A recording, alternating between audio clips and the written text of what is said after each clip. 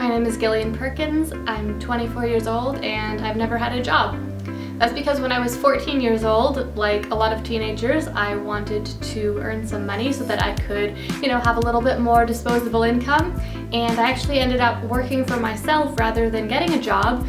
And I started out at about $24 an hour. So after that, getting a job, it didn't really appeal to me. A couple times throughout my life, I've thought about getting a job, even applied for a couple, but the opportunities never seemed as good as the opportunities that I could have working for myself. So today I wanted to share with you a little bit about how I first got started working for myself, what that looked like and how that opportunity came into my life, so that hopefully it can inspire you and encourage you that if a 14-year-old me could start my own business and be self-employed, that maybe you can too. At age 14, I wasn't making very much money. I'd been getting an allowance for a few years, but my parents paid me $3.75 per week. And needless to say, that could not buy very much, especially in today's economy. That was 10 years ago, but it still didn't go very far. And I really wanted to be able to buy some more things because at that current wage, it took me months and months to save up to buy pretty much anything. So I thought, I need a job. And I thought I wanted a job. But really, what I wanted was to have a little bit more income to spend. And so I started looking around for a job, and like any motivated person, I applied for a few jobs, but no one really wanted to hire a 14-year-old for some reason, right?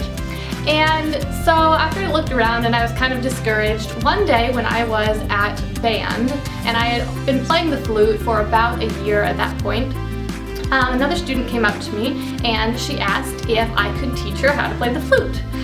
And I said, absolutely not. I have no idea how to teach you how to play the flute. I've only been playing the flute for about a year myself. I was completely honest. I told her I had no idea what I was doing, and sure, I could play the band songs, but that was about it. But she was very insistent, and she invited herself over to my house so that I could teach her how to play the flute. And I just thought, well, I guess this is happening. I have no idea what is going to come of this. I wasn't even sure about having her come to my house at all. I didn't know the girl. But it turned out to be an amazing thing, and it also turned into a great friendship that I am so thankful for.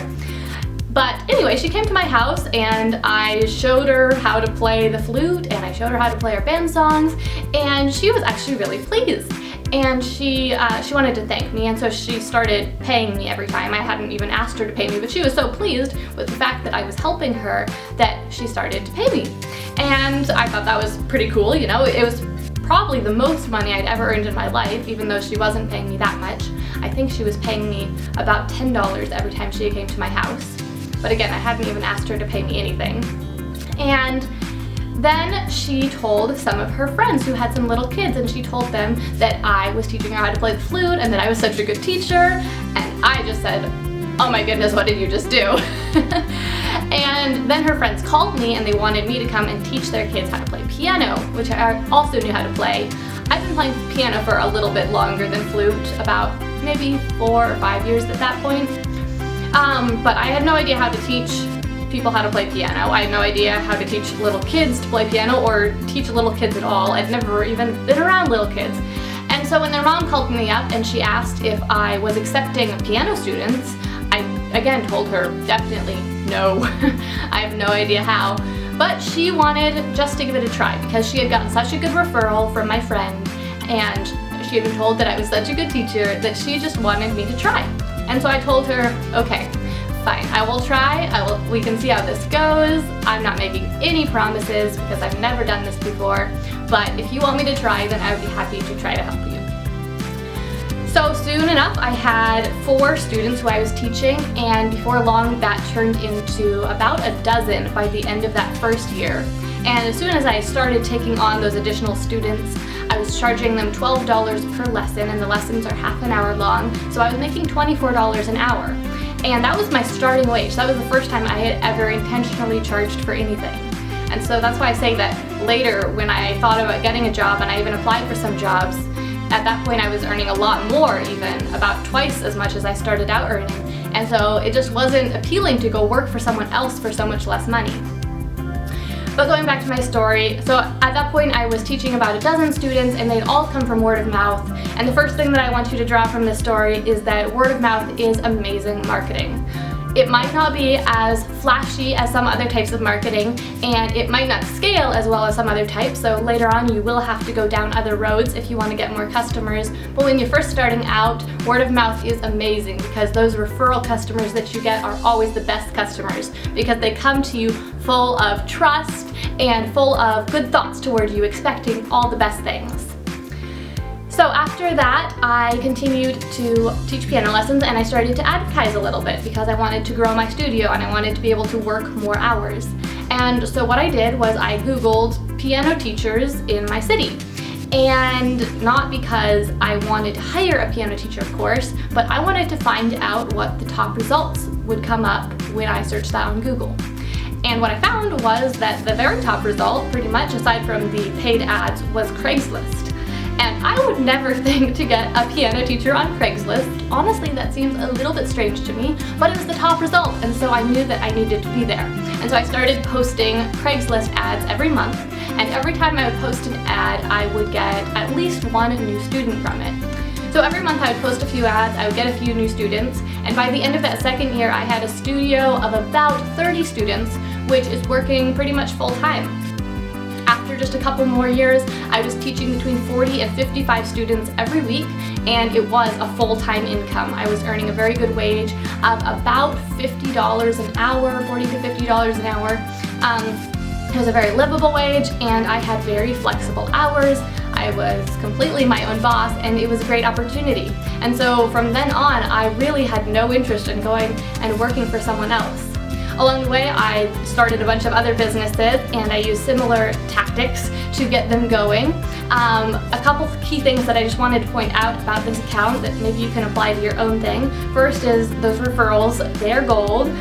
Second, I was completely bootstrapping. And the main aspect of bootstrapping that I found so important was keeping overhead expenses extremely low. Because later on, I went to grow that business and our overhead expenses increased a lot.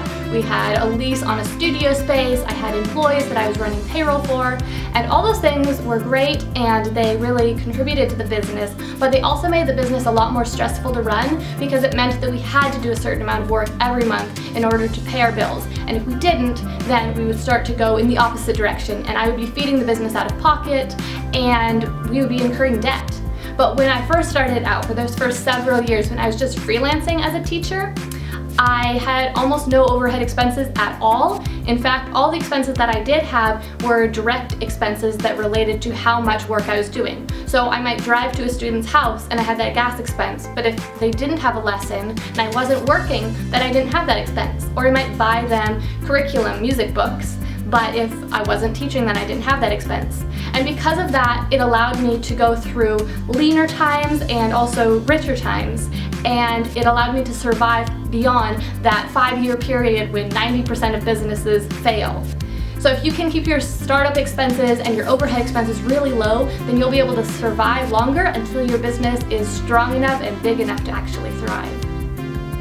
I have a number of more lessons that I drew from this experience that I would love to share with you. I put them all together in a blog post that is linked below, or if you're watching this on the vlog, then you can obviously just read them right where you're at. But I hope that you check those out because I learned so much through this experience and it was such a great experience and it led me to where I am today doing freelance work and consulting work for other entrepreneurs. Also, in the blog post, I share how you can apply these different things to different types of freelance jobs. So for example, if you want to be a writer or if you want to be a web designer, something like that. In the blog post, I share kind of step-by-step different things that I learned from the first time I was starting out and from all the subsequent times that I did start out because I did start a lot of different businesses over the past 10 years. So I hope that you check that out and you find it valuable. Also, if you enjoyed this video, please give it a thumbs up. That really helps share this video with other people so that they can learn from it too. And also please subscribe because I publish a new video like this about entrepreneurship, marketing, and how to make money from home every week on this channel. So be sure to click that subscribe button so you don't miss the next one. Thank you so much for watching and I'll look forward to seeing you next week.